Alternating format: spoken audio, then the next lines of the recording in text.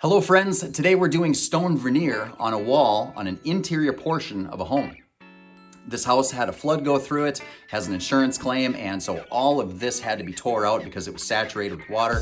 So I ended up putting the plywood on. You probably saw a video of that, of me and Preston putting that together. This lath and cement, which is basically a base that you can put the stone veneer on, and now we're putting the actual stone on. So this ends up being a faux stone or fake stone, basically. It's a concrete and it has a face on it that comes in all different types of colors. So this is an earth tone color, and you can tell we've got, reds, blacks, well, gray, and then some browns in there, and we're gonna try to mix them up. So what you wanna do is get a couple of boxes open. We've got them down here, and we're gonna start mixing in the different pieces so that we can eventually end up not having all the colors together. So I'm gonna go get my mortar mixed up, I'm gonna bring it in here, and we'll keep you involved in this project. Let's do it.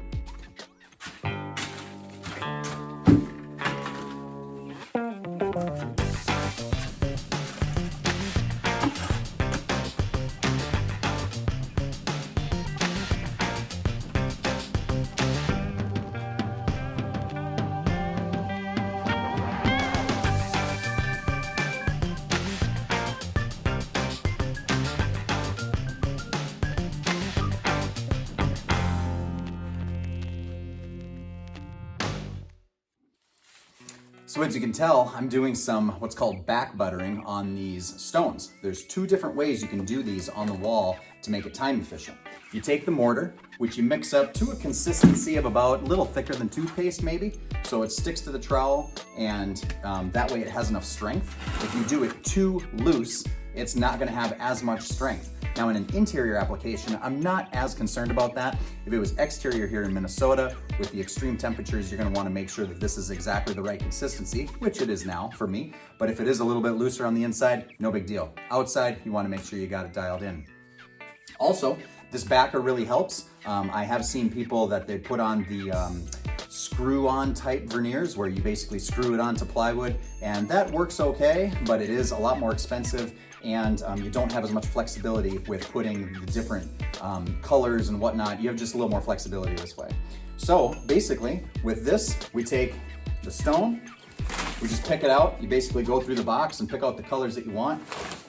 On this little run, we've got a little bit of gray going on. You can't really see it because it's a little bit behind me. That's not really the point. What I wanted to show you is you kind of get used to this. You can back butter this, put a little bit on there, scrape it down, and I've got basically just a 1/4 inch notch trowel, and you want to get it on thick enough to where when you press it on, it basically makes contact on all different parts of the piece of veneer. So I'm gonna scrape off the excess here, make sure we got it all the way on, clean it up, and we're good to go. That's basically what it's gonna look like. You just go over here, press it on. That's basically a puzzle. We're just gonna keep going.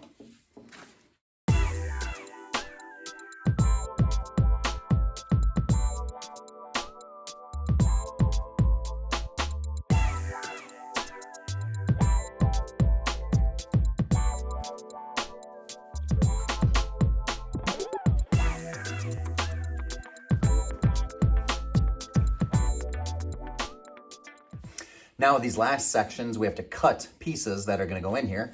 I have a tile saw outside. We're gonna be cutting whatever we need to get into these sections and feather this in. Let's do it.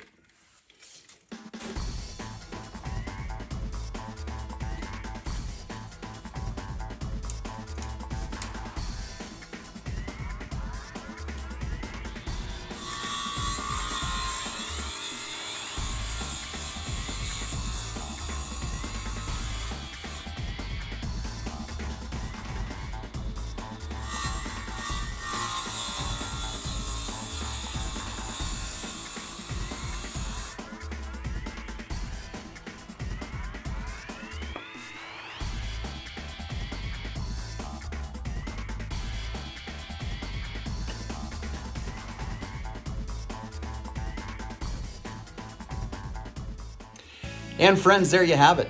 That is basically the finished product for the stone veneer. I'm going to be cutting that top row and filling in that last piece there, and then we'll be putting a pine board top on top of the whole ledge there and there, along with those knee walls back there too. So hopefully this project gives you an idea of what stone veneer could look like in your home. If you have any questions about a project that you have, feel free to message me. My name is Dan, my company name is Capic Inc., and we will see you on the next one.